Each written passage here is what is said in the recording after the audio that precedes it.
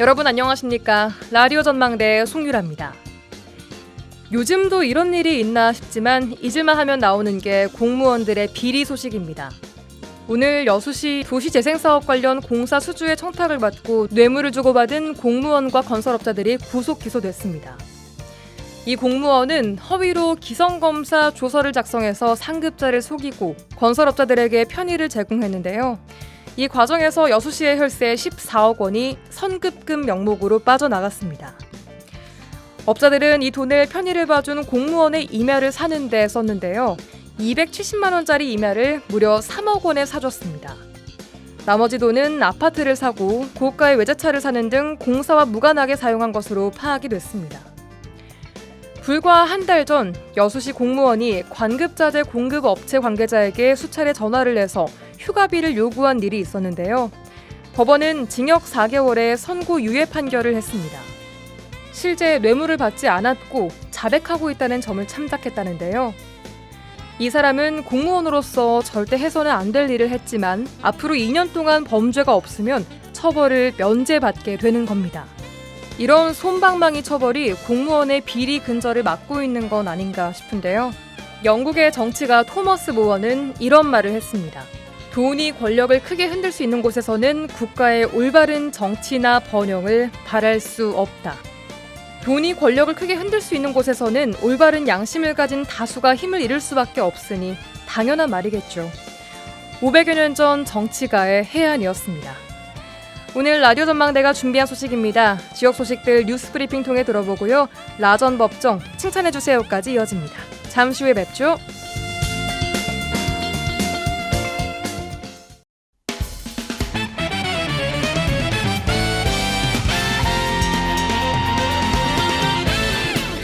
라디오 전망대 10월 30일 수요일 순서 출발합니다. 지역 뉴스부터 정리해보죠. 뉴스 브리핑 GBS 뉴스의 차범준 편집국장 연결합니다. 안녕하세요. 네, 안녕하세요. 네, 오늘 지역 소식은 순천부터 가보겠습니다. 최근 순천 지역의 산림에 소나무 재선충병이 확산하고 있습니다. 이 지역 산림 생태계에 큰 위협이 되고 있다고요? 네, 최근 순천시 도심 외곽 지역이나 면 지역을 지나신 운전자들이라면 이 산에 있는 소나무들이 붉은색으로 변해가고 있는 것을 보실 수 있었을 것입니다. 네. 최근 순천시 산지에 이 소나무 재선충병이 빠르게 확산되자 산림당국이 방제 작업에 나서는 등 대책 마련에 고심하고 있지만 이 병의 충의 확산을 막지 못하고 있습니다. 순천시 인근 야산에서는 이 재선충에 감염된 소나무들이 잎이 누렇게 변하고 서서히 말라 죽어가는 모습이 쉽게 목격되고 있는데요. 이 소나무 재선충은 이 북방 수염 하늘소라는 곤충을 통해 매개된다고 합니다. 이 해당 곤충은 소나무에 알을 낳고 그 과정에서 이 재선충을 옮기는 역할을 합니다.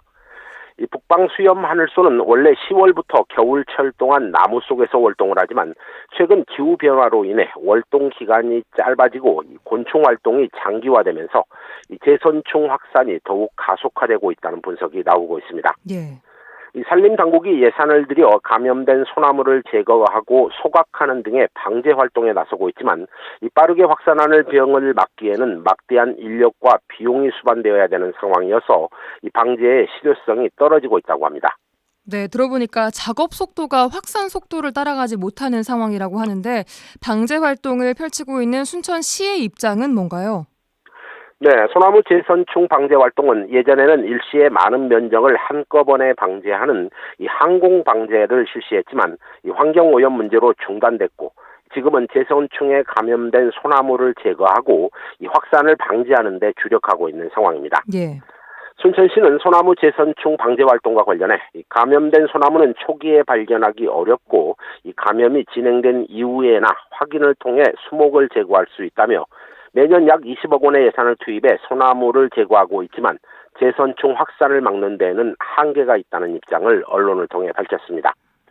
이 지역 일부에서는 기후변화에 따른 방제 전략 수정이 필요하고 도심 외곽에서 도심 지역으로 재선충이 확산되고 있어 이 도심공원인 봉화산까지 확산될 가능성이 크다는 우려를 제기하고 있습니다. 네. 순천시 산림자원과는 10여 년 전부터 이 전남 동부권에서 소나무 재선충병이 관찰되기 시작해 현재는 감염 소나무가 급속도로 죽어가고 있고 또 현재의 방제 기술로는 제선충 감염을 완벽히 막기 어려운 상황이기 때문에 이 경제적 가치가 높은 수종으로 이 수종을 전환하는 것도 필요하다는 입장입니다. 네. 이 수목 전문가들은 당장 방제 작업을 포기하고 중단할 수는 없겠지만 효율적인 방제가 어렵고 이 확산 속도를 통제할 수 없다면 장기적으로 순천시가 고심하고 있는 이 수목의 갱신 방안, 그러니까 나무를 바꿔 심는 방안을 적극 검토해야 된다는 입장입니다. 네, 소나무 정말 대한민국의 대표 수종입니다. 그런데 기후변화가 이를 위협하고 있는 상황인데요. 순천시만의 문제가 아닐 것 같습니다. 다른 지자체에서도 소나무 제선충병 피해 파악과 또 대책 마련이 필요해 보입니다. 다음은 광양 소식 듣겠습니다. 광양시에 소재한 한 임대아파트 수백 세대가 보증보험에 가입되지 않은 사실이 드러나면서 입주민들이 불안해하고 있다고요? 네, 광양시 마동에 소재한 특정 임대아파트 입주민들이 아파트 수백 세대가 보증보험 연장이 반려된 것으로 알려지면서 입주민들이 불안해하고 있습니다. 이 보도에 따르면 최근 광양시 마동의 한 임대아파트 건설사가 주택보증공사에 보증보험 연장 신청을 했지만 주택보증공사가 서류를 반려했다는 것입니다. 예. 아직 주택보증공사나 회사 측이 이 보증보험 연장의 보유 이유를 밝히지 않고 있는 상황인데요. 해당 아파트는 총 926세대 규모로 지난 2016년 9월 준공돼 지난해 8월 분양이 전환됐습니다. 이 중 분양 세대를 뺀 임대아파트 가운데 413세대가 보증보험에 미가입된 상태로 알려지고 있습니다. 이 문제가 되고 있는 413세대 중 분양 전환 부적격 세대 100세대는 현재 매도 청구 소송이 진행 중이기 때문에 실제 이 보증보험 미가입으로 인한 피해가 우려되는 세대는 300여 세대로 알려지고 있습니다. 네, 보증보험 연장 신청을 한 건설사가 문제가 된 반려 상황을 빠르게 좀 해소를 해야지만 입주민들의 불안감이 좀 나아질 걸로 보이는데 어떻습니까? 네, 보증보험 미가입 논란이 제기된 해당 아파트 건설사는 언론을 통해 보험 가입을 위해 노력 중이지만 주택보증공사가 서류 반려 이유에 대해서는 규정을 이유로 아직 밝히지 않고 있다며 매년 해오던 연장 절차가 올해는 문제가 된 상황이라며 이 가입을 위한 방법을 찾고 있다는 입장입니다. 네. 해당 아파트 입주자들이 불안해하고 있는 이유는 이 보증보험은 임대사업자가 파산하거나 재정적으로 어려움을 겪을 때 임차인의 보증금을 보호하는 필수 장치로 현행법상 임대사업자는 보증보험에 의무적으로 가입해야 하고 보증보험 미가입으로 인한 임차인들의 재산권이 위협받을 수 있는 상황입니다. 네. 임대아파트 입주민들은 광양시에 민원을 제기하고 이 보증보험 미가입 사유에 대한 확인 요청을 한 상태인데요. 광양시는 임대사업자의 의무 불이행으로 인해 발생할 수 있는 피해를 예방하기 위해 노력하고 있다는 입장입니다. 예, 알겠습니다. 오늘 마지막 소식은 여수로 가보겠습니다. 지은 지 1년도 되지 않은 여수시 화장동의 한 공영주차장에서 천장 누수가 발생하고 있다고요? 네, 여수시가 99억 원을 투입해 건립한 여수시 화장동의 공영주차장이 지은 지 1년이 안 됐는데 이 누수 현상이 발생했고 또 빗물이 들이쳐 바닥에 물이 고이는 등 부실 시공 의혹이 제기되고 있습니다. 네. 이 논란이 되고 있는 화장동 공영주차장은 대지 면적 3,066제곱미터에 지상 3층 규모의 주차장 295면과 화장실 등의 편의시설을 갖춘 여수시에서 가장 큰 타워형 공영주차장인데 문제는 최근 내린 비로 인해 천장에서 비가 새는 등 부실 시공 논란이 불거지고 있습니다. 예. 지역 일부 언론에서는 여수시가 누수에 대해 방수 작업을 마쳤는데도 여전히 천장에서 빗물이 새는가 하면 바닥에는 천장과 측면에서 유입된 물이 흥건하게 고여있는 등 건축물의 구조적인 문제가 발견되고 있다는 지적입니다. 네. 운전자들은 화장동 공영주차장은 천정 누수 현상과 함께 비가 올 경우 빗물이 주차장 안으로 들이쳐 주차장 내부에 물이 고이는 현상이 발생하고 있다며 건축물 자체의 설계 과정에 문제가 있는 게 아닌가 이런 의혹을 제기하고 있습니다. 네, 말씀드린 대로 지은 지 1년도 채 안 된 주차장 건물입니다. 해당 시설에 대한 여수시의 입장은 뭡니까? 네, 지역 일부에서는 화장동 공영주차장의 경우 누수 하자 보수는 물론 주차장의 구조적 한계로 비가 많이 올 때면 측면에서 빗물이 들어올 수밖에 없어 근본적인 개성척이 요구되고 또 애초에 건축물이 부실하게 지어진 것은 물론 관리나 관리 감독도 여수시가 부실하게 하고 있다는 비판이 나오고 있습니다. 예. 이 같은 부실 시공 논란에 대해 여수시는 언론을 통해 현재 내부 하자 보수 작업을 진행하고 있고 이 방수 작업을 마쳐 누수는 모두 잡았다는 입장입니다. 또한 여수시는 외부에서 주차장으로 비가 들이치는 문제에 대해서는 외벽이 오픈돼 있어 비가 들이치는 것은 막기가 어렵고 일부 개방된 곳에 대해 차단막 설치 등을 검토하고 있다는 입장입니다. 네, 오늘 뉴스브리핑 여기까지 듣겠습니다. GBS 뉴스 차범준 편집국장이었습니다. 수고하셨습니다. 네, 고맙습니다.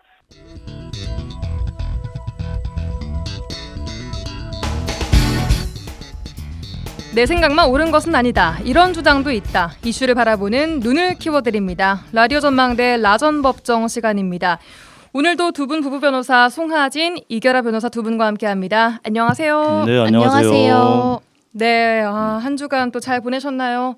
네. 송 변님께서는 오늘 좀 옷은 목소리가? 되게 멋지게 입고 오셨는데 예, 목소리가 조금 약간 잠기신 것 같은데. 좀 사정이 있었습니다만은 지난 한 주간 굉장히 짜릿하고 행복한 한 주를 보내다 보니까 몸이 에너지가 방전된 것 같기도 하고. 야구 얘기하시는 건가요? 아, 그렇습니다. 저희 그 기아 타이거즈가 한국 시리즈 통합 우승을 해가지고 또 현장에 가서 열렬히 응원을 하다가 열과성을 다해서 응원을 광주 해서 현장에 다녀오셨어요. 네, 그 5차전 때 순간에 제가 함께 하셨어요. 그렇습니다. 네, 가서 이제 열과성을 다 해서 응원을 했는데 다행히 좋은 결과가 있었고. 와. 네, 다만 이제 제 육신의 내구성을 고려하지 않고 응원을 너무 열심히 하는 바람에 자동차인가요? 내구성. 네, 약간의 지금 부상을 입어서 지금 목소리가 조금 좋지 않은 점을 양해해 주시기 바랍니다. 하지만 행복한 부상이다. 네네. 이 변호사님도 함께 가신 거죠. 아, 네. 뭐 저도 운이 좋게 가게 네. 됐어요. 아, 그래서 티켓을 어떻게 구하셨어요? 뭐 티켓을 어떻게 구해 왔더라고요. 네, 뭐 항상 그 목마른 사람이 우물 판다고 열심히 열심히 티켓팅 하셨어요. 광클릭을 해서 광클. 네. 그래서 일단은 뭐 아주 좋은 결과가 있었고 또 많은 사람들이 한 마음으로 또 축하를 해주고 또 중간에 약간 비가 내리기도 하긴 했는데 또 이제 그 초반에 이제 보신 분들은 아시겠지만 초반에 지고 있었거든요. 역전승했잖아요. 네, 그러다가 또 이제 우승을 하게 돼서 더 좀 재미있게 봤던 것 같아요. 아, 왠지 이 변호사님께서는 그 현장에서도 이겼네 이렇게 하실 것 같은 느낌. 약간 어떻게 하셨어요? 약간 그런 감이 없잖아 있다고 아니에요. 할 저도 수 있는데 막 응원가도 부르고 네. 다 합니다. 정말 네. 나름대로는 열심히 합니다. 나름대로. 하지만 송변님 비하면은 아니 그렇죠. 저는 이제 육신을 갈아 내구성을 넣는 고려하지 못하고. 갈아 넣는 응원을 한다면 이 변호사는 가능한 범위 내에서 네. 최선을 가는 다하면- 범위를 잘 네. 파악하시고. 네네. 그래서 오늘도 아름다운 목소리로 함께 해주신 점 감사드립니다. 그러게요. 이제 목 관리 좀 하세요. 아, 예, 죄송합니다. 네, 이렇게 지난주에 짜릿한 소식도 있었지만 오늘 화제의 판결에서는 어제 관련된 네, 이야기 그렇습니다. 가지고 오셨다고요. 예, 일단은 오늘은 판결은 아니고 이제 어제였죠. 이제 2년 전이었죠. 2년 전 어제 10월 29일에 2022년 10월 29일에 정말 아직까지도 믿기지가 않는 이제 이태원에서 159명이 뭐 이제 사망하는 그런 사건이 있었어요. 그래서 이 특별법이 시행된 것은 5월 21일이거든요. 네. 올해 5월 21일에 시행이 됐는데 이제 이걸 가져온 거는 뭐 2주기가 되기도 했지만 이 특별법이 이제 좀 뭐 이제 피해자를 어떻게 이제 권리를 보장해 줄 거냐 이런 것도 초점이 있지만 진상을 규명해야 된다. 그리고 앞으로 다시는 이런 비극이 일어나지 않게 재발 방지를 위해서 우리가 뭔가 어떤 대책을 마련해야 된다. 이제 이런 걸로 해서 만들어진 거예요. 예. 그래서 원래는 이 법이 만들어졌을 때는 이제 공포된 날로부터 30일 이내에 이 특별조사위원회를 구성을 하도록 돼 있었어요. 그러니까 대통령이 특별조사위원회를 임명하도록 돼 있었습니다. 근데 이제 좀 어떤 이제 사정으로 인해서 좀 뭐 늦어지다가 지난 9월 13일에 이제 그 조사위원 9명이 임명이 됐습니다. 네. 그래서 이제는 뭐 조사 기간은 일단 법으로 정해진 조사 기간 한 1년 정도예요. 그래서 이제 1년 정도 안에 이제 어떠한 이 뭐 사실관계나 이런 부분에 대해서 다시 진상 조사를 하고 뭐 만약에 관련자들과 관련해서 처벌이 필요하다고 하면 그 사람들에 대한 뭐 고발 조치도 하고 그리고 뭐 이제 피해자들에 대해서 어떻게 권리를 이제 보장해 줄지에 대한 규정들 뭐 이런 걸 하겠다고 이제 출범이 됐습니다. 그래서 이거를 좀 아무래도 얘기를 좀 나눠봐야 될 것 같아서 오늘은 판결이 아니라 이 법 자체에 대해서 좀 이야기를 나눠보려고 합니다. 네. 이게 유가족들 어제 인터뷰도 유가족 한 분과 했었는데요. 정보 공개 관련해서 좀 우려된다라고 하시더라고요. 이 부분. 일단 이 법 자체에서 제3조에 보면 피해자의 권리라고 해가지고 한 총 8가지로 이렇게 명명을 좀 해놓은 게 있어요. 네. 방금 말씀하신 게 1호에 이제 규정이 되어 있는데 필요한 정보를 제공받고 그리고 진상조사 과정에 이런 어떤 정부 행정 자체에 참여할 수 있는 권리 이거를 이제 피해자의 권리로 아예 명명을 해놨어요. 예. 근데 지금 사실 이제 유족분들이나 아니면 그때 이제 부상을 입었던 직접적인 피해자분들이 가장 뭐 이제 뭐 답답하고 한 부분들이 뭔가 어떤 잘 이게 정보가 공개가 안 되고 그리고 그러한 움직임도 좀 없는 것 같다. 이거에 대해 되게 많은 뭐 이제 항의들이 있었어요. 답답함을 호소하시고. 그래서 아예 이게 이제 권리로 보장이 되어 있고 이분들이 이제 이 특별조사위원회 활동에 대해서 자기들이 참여할 수 있는 그런 권리들이 이제 법으로는 보장이 되어 있는데 과연 얼마나 이것이 이제 제대로 될 것이냐에 대해서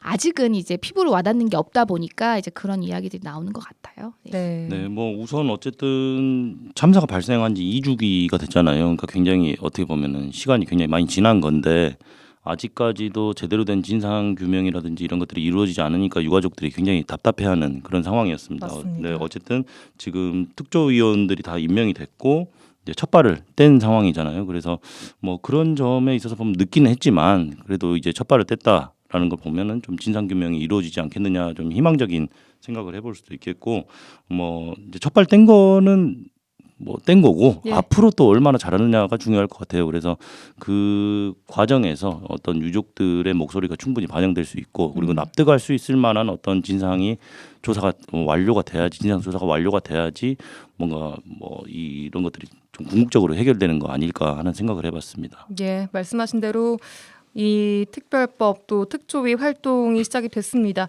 이 이태원 참사 특별법을 따라서 진상 규명 또 재발 방지 철저하게 이루어질 수 있기를 한 마음 한 뜻으로 좀 기대해 봐야 될 것 같습니다.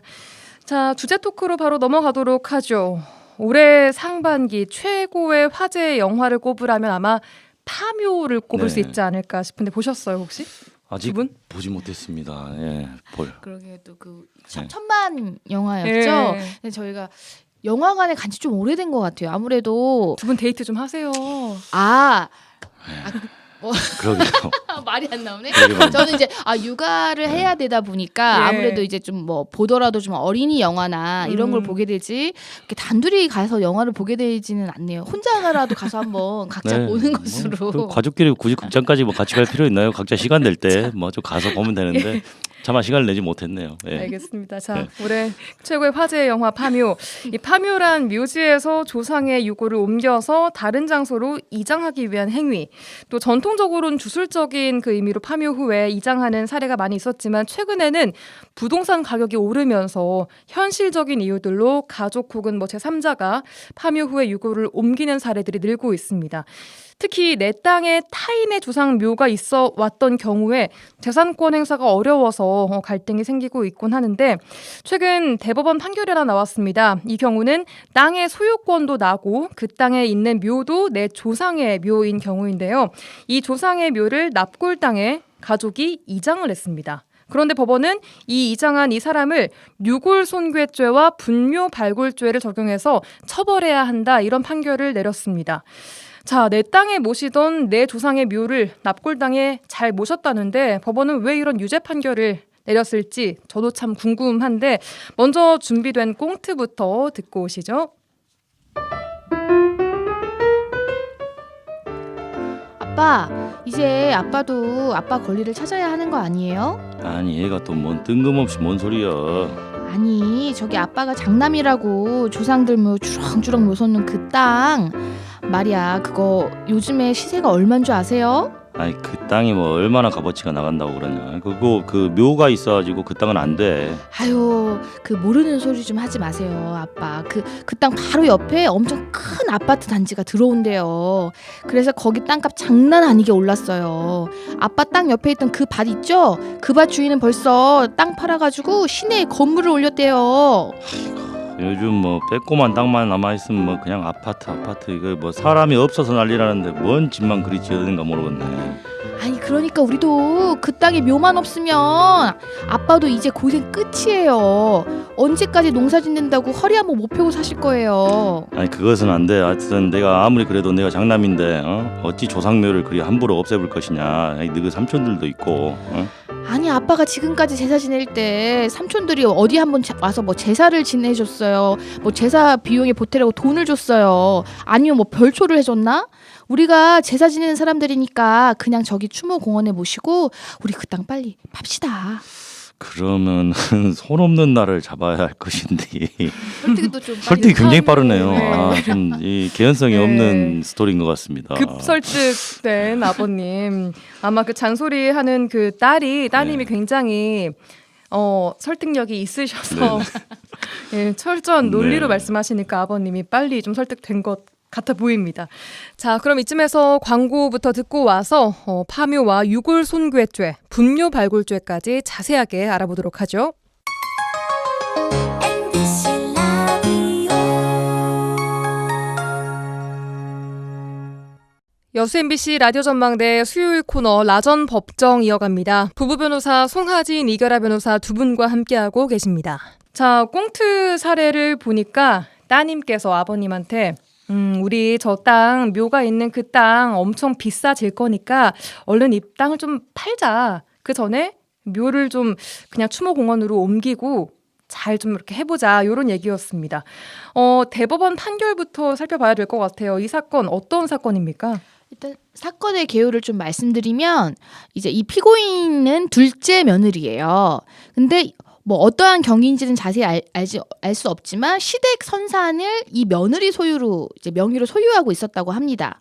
그래서 이 선산에는 시부모 그다음에 시조부모님의 묘가 있었고 이제 남편이 세상을 떠나기 전까지는 남편이 주로 그 벌초 등의 관리를 해왔다고 해요. 하지만 재산은 이 집안의 장남인 그러니까 이제 A 씨라고 하겠습니다. A 씨의 입장에서는 시 아주버니인 B 씨가 이제 재산은 다 도맡았다고 합니다. 네. 그리고 이제 A 씨의 남편이 이제 사망한 뒤에 이제 2020년 4월 경에 이제 이 A 씨가 자기 자신의 아들과 상의를 해서 이제 남편도 돌아가셨으니까 이 땅을 이제 팔자라고 했고 이 팔면서 이제 조부모님이죠. 시조부모님이죠. 이 등의 유해를 납골당에 모시기로 한 거예요.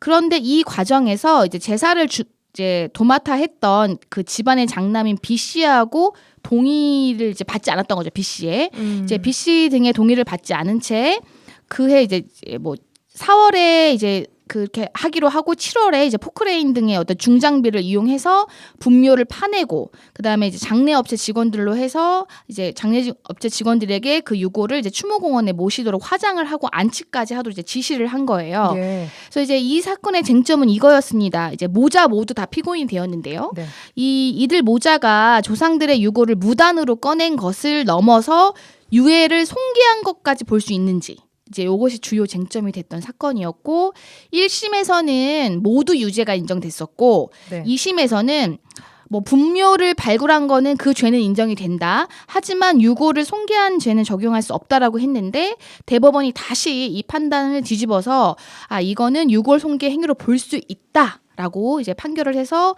다시 판단하라라고 이 판결을 파기했습니다. 이게 뭐 설명은 장황했는데 좀 쉽게 말하면 그 둘째 며느리가 장남인 시아주버님의 동의 없이 그 시부모의 묘를 이제 파지고 이제 유골을 뭐 훼손한 것까지는 아닌데 말하자면 그 화장을 해가지고 납골당에 안치시킨 사건이에요. 근데 좀 여러 가지 쟁점이 있죠. 우선은 아까 지금 방금 이결아 변호사가 말한 것처럼 이걸 유골 훼손한 걸로 볼 수 있느냐. 그러니까요. 그리고 네.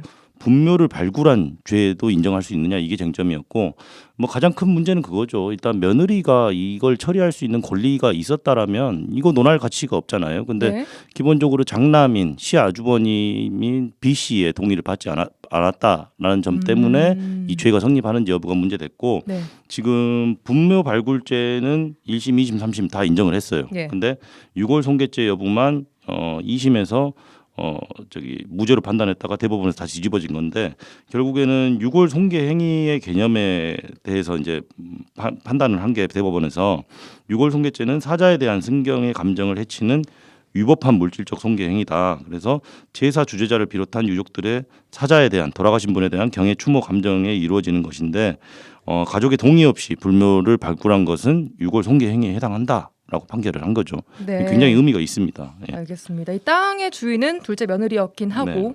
소유권자는 일단 유골을 훼손한 것도 아니고 조상들의 묘를 추모공원에 모셨다고 납골당에 모신 건데 말씀하신 대로 이게 유골 손괴죄 네, 그리고 맞아요. 분묘 발굴죄가 성립되냐 이런 이제 의문을 가지시는 분들도 많이 계실 것 같아요.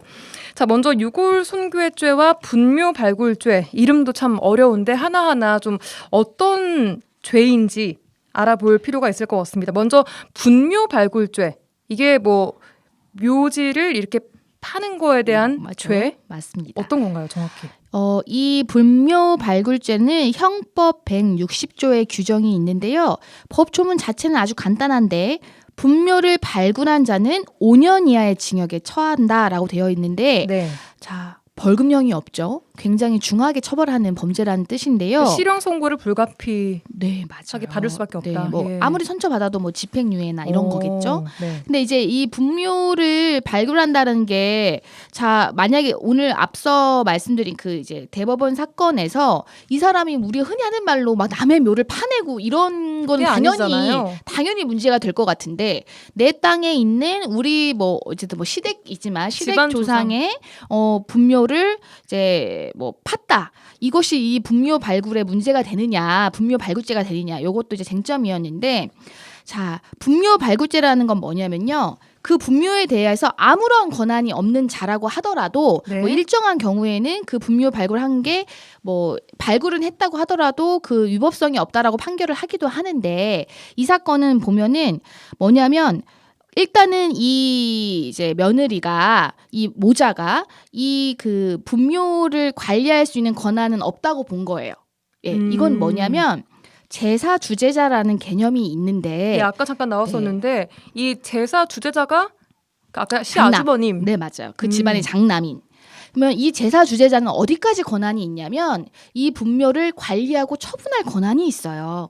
그러니까 이 땅은 내 땅이지만 그래도 그 땅에 있는 분묘에 대한 처분과 관리 권한은 자기에게 있지 않았던 거예요. 예. 그러니까 어쨌든 그러면 자기는 처분 권한이 없는 자이고 그러면 처분 권한이 있는 자로부터 또 승낙을 받거나 어떤 두 가지 중에 한 가지는 해당이 됐어야 되는데 둘 다 없었다는 거죠. 그러면 자기가 권한도 없고 권한이 있는 자로부터 허락도 받지 못했기 때문에 분묘를 팠다. 이거는 그냥 분묘 죄가 발굴죄가 성립이 성립하는 거죠. 되죠. 네.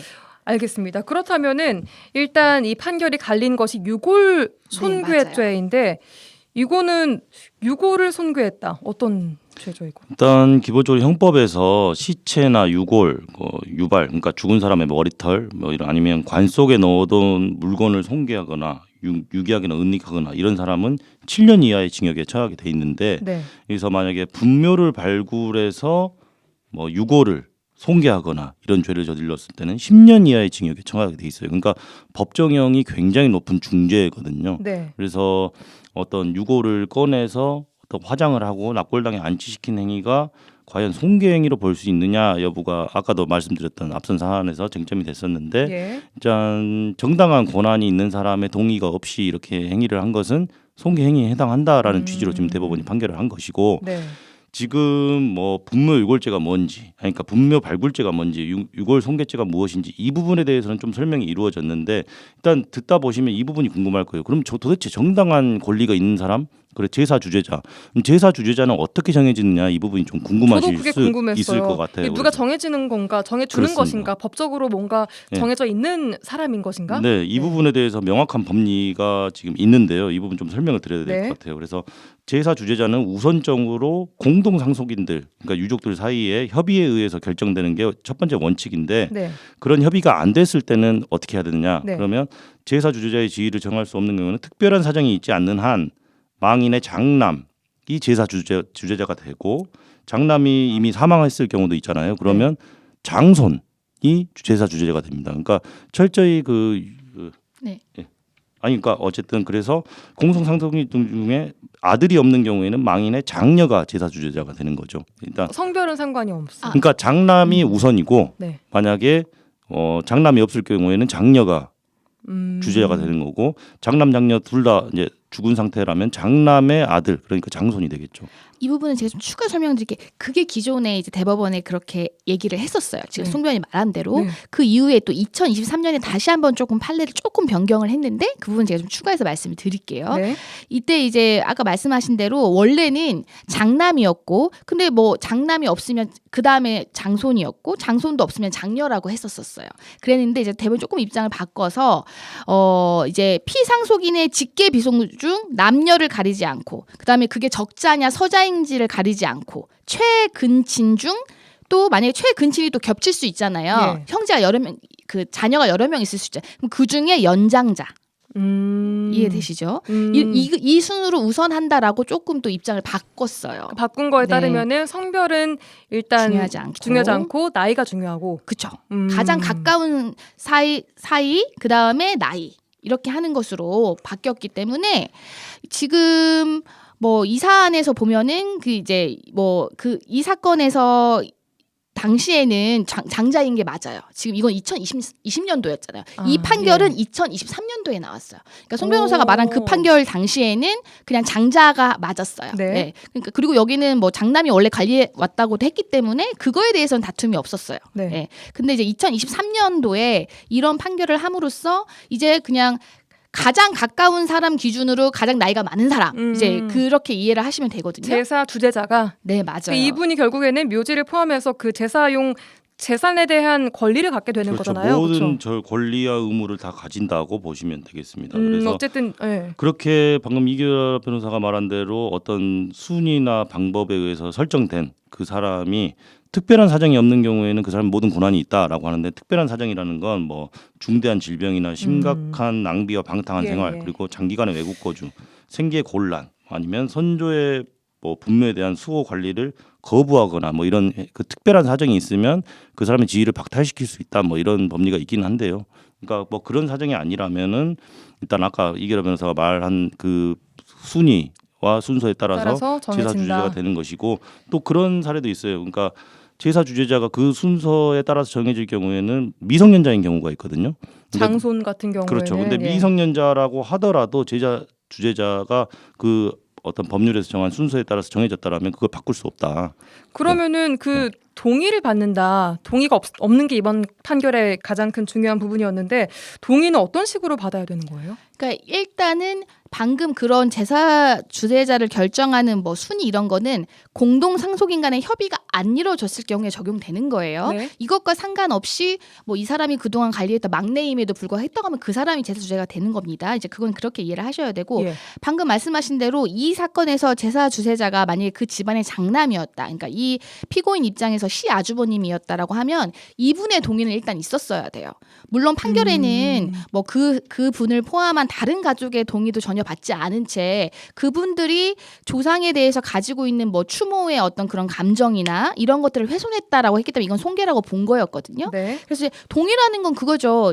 이제 뭐 어쨌든 동기에 어쨌든 간에 뭐 이 내 땅에 있는 이 분묘를 우리가 이제는 뭐 이장을 해야 되는 사정이 발생했다라는 거를 뭐 이해를 시켜야겠죠. 그 다음에 아니면 뭐 예를 들어서 그 땅을 팔더라도 뭐 그게 가능한 경우라면 분묘는 그대로 두는 거예요. 그러니까 파는 사람한테, 그러니까 그걸 사는 사람에게도 이 분묘는 그대로 유지한 채로 파는 건데 사실 그런 경우는 또 이제 현실적으로 많지는 않잖아요. 그러니까 어찌 되었든 간에 그 부분에 대해서 이제 제사 주재자의 동의가 있었어야 되는 거죠. 뭐 아니면은 뭐 이제 동의를 구하기 위한 시도를 했더라는 뭐 자료라도 있다고 한다면 네, 그런 게 이제 없었다. 그런 부분이 좀 참작이 되지 않았을까 알겠습니다. 싶습니다. 예. 자연스럽게 분묘 기지권 이야기로 넘어가야 될 것 같은데 요 또한 어려운 용어여서 제가 좀 알아보니까 다른 사람의 땅 위에 무덤을 세운 사람에게 관습법으로 인정되는 그러니까 토지를 사용하는 권리다 맞아요. 이렇게 네, 나와 그렇습니다. 있더라고요. 네. 이게 같은 조상의 묘를 모시고 있는데 땅은 어느 한 자손의 땅이다. 이런 일 때문에 가족 간의 갈등이 커지는 경우들이 많다고 들었습니다. 이런 경우에 좀 어떻게 해결해야 될까요? 그쵸. 방금 말씀하신 대로 분묘 기지권이라는 게 보통은 내 땅에 우리 조상이 아니니까 다른 사람의 묘가 있어요. 다른 뭐 사람 조상의 묘가 이러면 당연히 이제 근데 그 묘를 관리하는 사람 입장에서는 뭐 거기에 뭐 평온 공연하라고 하는데 한 20년 이상 있었다고 하면은 이거 네. 인정해 주거든요. 네. 그게 분묘 기지권이에요. 관습적으로. 네, 예. 맞아요. 그런데 내 땅에 내 조상이 있어요. 그런데 이제 그러면은 다른 형제가 나를 상대로 분묘 기지권을 주장한다? 이런 개념은 사실 조금 상상하기가 힘들긴 한데 예. 만약에 제사 주제자가 이제 뭐 누구로 정해졌어요. 근데 그 제사 주제자와 그 땅의 소유자가 달라요. 네. 예, 그런 경우에는 이번 뭐, 판결처럼요. 예. 뭐 이런 부분을 뭐 얘기해 볼 수는 있겠죠. 그리고 그러면은 또 그 땅을 가진 사람 입장에서는 그럼 나는 이거 평생 못 사용하는 거냐? 분묘 내 기지권이 땅인데. 있으니까. 그럼 이제 뭐냐면 지료를 청구할 수 있는 거예요. 그게 어떻게? 예, 그러니까 땅을 땅을 사용하는 대가. 땅 그 분묘가 금액을. 설치되어 있는 땅 면적만큼의 임대료를 청구를 할 수는 있는데 네. 사실상 그렇게 되면 이제 파내기는 힘들다고 봐야겠죠. 예. 그렇습니다. 그러니까 이게 알겠습니다. 그래서 그러면은 뭐 지난 세월 것까지 다 청구할 수 있냐? 그 개념은 뭐 언제부터, 아니고, 예, 예. 그 개념은 아니고 이제 내가 청구하는 날, 그래, 네 분묘 기지권을 인정하겠다. 그러면 어쨌든 네가 이 분묘를 사용하는 기간 동안 그리고 뭐 이제 그거에 대해서는 이제 급여를 나한테 이제 지료를 달라라는 청구는 할 수가 있고, 그럼 이게 언제까지 유지가 되냐? 이제 왜냐하면 제사라는 게 어떤 세대를 거듭할수록 이제 안 지내게 되는 경우도 있잖아요. 그러니까 네. 상당한 기간이라고 인정되는 기간 동안은 이제 분묘 기지권이 존속한다고 보는 거고, 아까 말씀드린 대로 만약에 내가 땅을 팔려고 하는데 이거 절대 협조를 안 해줘요. 그런 경우에는 이제 뭐 매수인하고 얘기를 해서 이 부분을 그냥 안고 뭐 이제 매매를 할 수도 있겠죠. 이 여기는 분묘 기지권이 인정되는 부분이니까 이 부분은 아예 그냥 그 파는 범위에 포함을 안 시키는 거예요. 그러니까 그만큼 부담을 안고 이제 매수인도 사는 것이고, 예. 그럼 마찬가지로 그 땅을 산 매수인도 그 이제 청구할 수 있어요. 분묘 기지권 그 지료를. 예, 그 부분에 대해서 이제 땅 그런 식으로 주인이 분쟁을 해결할 수 있는 바뀌었으니까. 방법이 예. 있는 것이고, 어쨌든 이 부분이 참 우리나라는 아무래도 좀 이런 전통이나 제사 문화나 이런 것들이 것들 있으니까, 예. 때문에 뭐 이거를 뭐 보장해 줘야 된다라고 해서 했는데 또 이것도 모르죠. 또 이제 몇십 년 뒤에 판결에는 아니면 바뀔지도. 몇 년 뒤에 판결에는 또 좀 다르게 이제 변경될 수도 있지만 현재는 이런 제사 주제자의 권리를 침해해서 한 경우에는 네. 뭐 내가 손괴라는 게 우리가 그냥 쉽게 생각하면 막 부숴버리고 막 하는 이렇게 직접적인 이 가해 행위만 인정하는 게 아니라 그냥 이거를 처분 권한이 있는 자의 동의 없이 한 것 자체가 손괴다라고 인정을 한 거기 때문에 아무리 적법한 절차를 거쳐서 알겠습니다. 화장을 잘 하고 잘 모셨다고 하더라도 네. 알겠습니다. 일단 내 땅에 있는 내 조상의 묘니까 쉽게 생각해 처리를 이렇게 하다가 낭패를 당할 위험이 있다는 걸 이번 판결을 통해서 또 알게 된 것 같은데요. 송변님 마지막으로 유의해야 할 점 그러니까 정리를 뭐 해주신다면요. 어렵게 생각하지 마시고 방금 분묘기지권 내 땅에 내가 모르는 사람의 묘가 있다라고 해도 그게 분묘기지권이 성립돼 있는 묘일 수도 있어요. 그래서 내 조상의 묘가 아닌 경우에도 함부로 건드려서 안 된다는 건 절대 안 된다. 명시적인 사항이고 네. 그리고 내 땅에 내 조상의 묘가 있다 이 경우에도 내가 이 분묘를 처분할 수 있는 권한이 있는지 여부를 먼저 검토하셔야 돼요. 그래서 내가 제사 주제자에 해당하는지 아니라면은 제사 주제자 또는 다른 가족들의 전반적인 동의가 있어야지만이 이걸 처분할 수 있다. 이 점 반드시 유념하시고 일을 진행하시는 게 좋겠습니다. 알겠습니다. 두 가지 짚어주셨습니다. 자, 오늘 조금 어려운 이야기이기도 했습니다. 유골 손괴죄, 분묘 발굴죄에 대해서 함께 알아봤습니다. 라전법정 송하진, 이결아 변호사 두 분과 함께했습니다. 고맙습니다. 네, 감사합니다. 잘했군 잘했어 잘했군 잘했군 잘했어 그러게 내 영감이라지 잘했군 잘했어 잘했군 잘했군 잘했어 네, 지역의 온기를 불어넣습니다. 라디오 전망대 칭찬 릴레이 칭찬해주세요 시간입니다. 이미지 리포터와 함께합니다. 안녕하세요. 네, 안녕하십니까? 네, 한국인은 밥심으로 산다 이런 말이 있죠. 또 사람 만날 때 우리가 식사하셨어요? 이런 말로 인사를 하기도 합니다. 자, 그래서 한 끼를 대접하는 것도 그저 밥 한 그릇이 아니라 마음이 담기기도 하는데, 자, 얼마 전 지역에서 장애인을 위해서 이런 따뜻하고 맛있는 한 끼를 봉사로 나눔하신 분이 있다고요? 네, 지난 28일 여수 엑스포 장내에 위치한 중식당에서 사랑의 점심 나눔을 했습니다. 이 쌍봉 종합사회복지관에서 운영하는 장애인 해터교실에 장애인과 자원봉사자 등 20여 명을 초대해서 맛있는 음식을 대접했는데요. 네. 이 중식당 운영한 사장님께서 실명이 거론되는 것을 원치 않아서 저희가 방송으로는 밝히지 않겠습니다. 식당을 운영하기 전부터 이 발달 장애인들을 위한 봉사들을 해왔던 터라 자신들의 식구를 먹인다는 마음으로 한 끼를 준비했습니다. 오늘 칭찬 주인공 만나보시죠.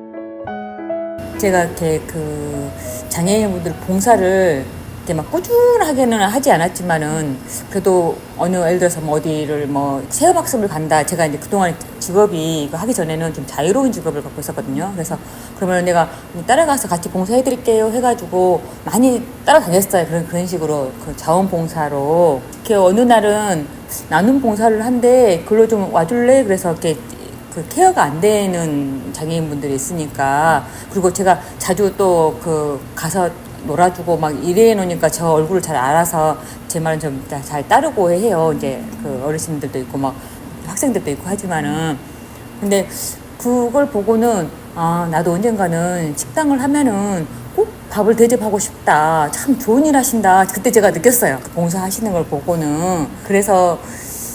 그렇게 나눔도 하고 해서 제가 이제 운이 내 가게가 되면 꼭 해야지 했었어.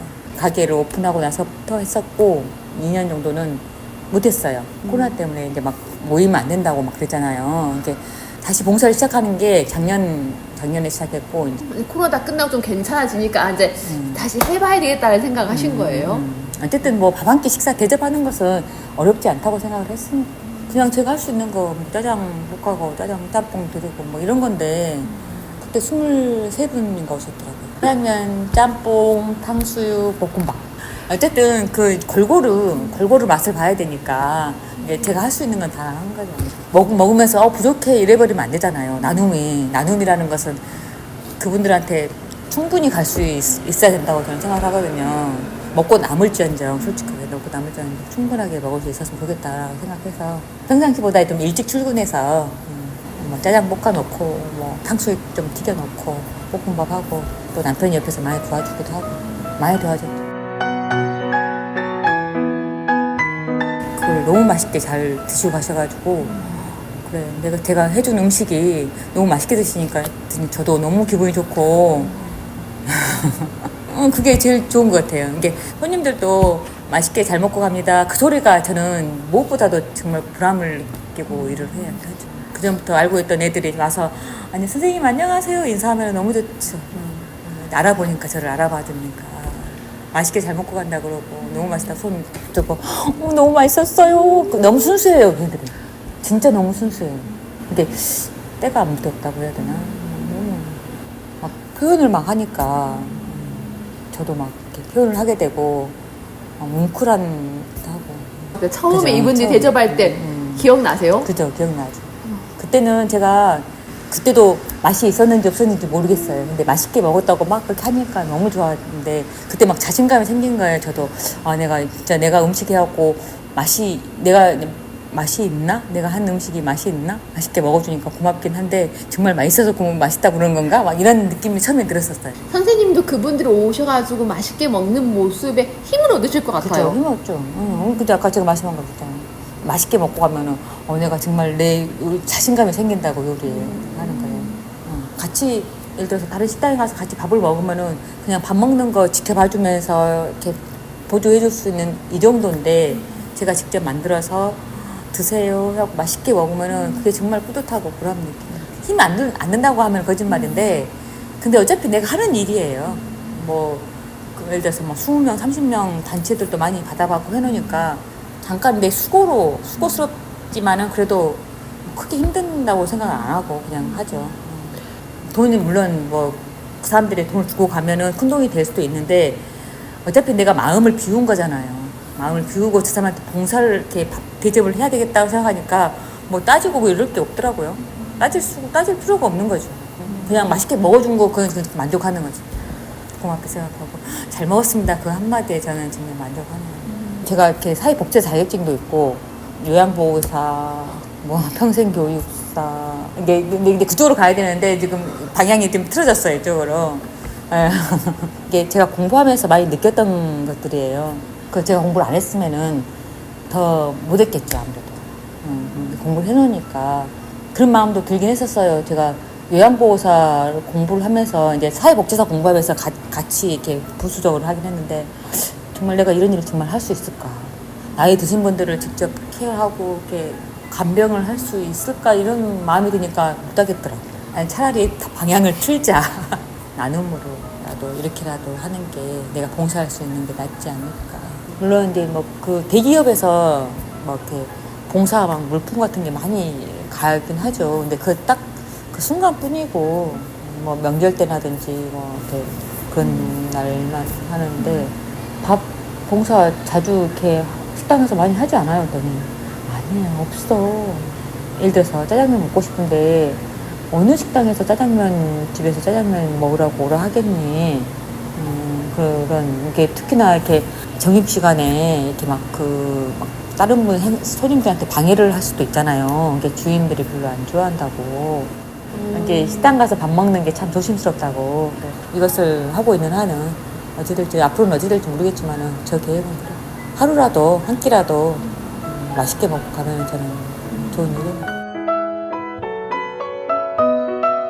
저는 그냥 그분들이 참 안 됐어요. 똑같은 우리 일상, 우리하고 똑같은 사람이면 차별을 안 받을 수도 있는데 우리가 사회가 그렇지가 않잖아요. 막 차별을 하고 그런 모습 볼 때 힘들게 사시는 모습 보고 할 때 내가 누리고 있는 것들을 조금이라나 내가 보탬이 될 수 있다면 참 좋겠다.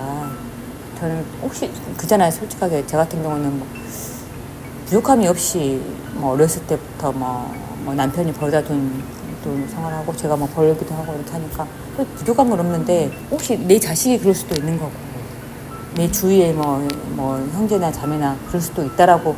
그러니까 선천적인 것도 있지만 후천적인 것도 많잖아요. 그 아무도 장담할 수 없는 거예요. 이것은 어떤 상황이 될지 모르니까 그런 상황이 올 수도 있겠다라는 생각을 했을 때 참 내가 도울 수 있을 때 밥 한 끼라도 내가 해줄 수 있는 거 그밖에 없어요. 밥 한 끼 해주는 거 뭐 진짜 소소해요. 너무 작지만은 그래도 맛있게 먹어주고 고맙다고 하니까 그게 만족합니다.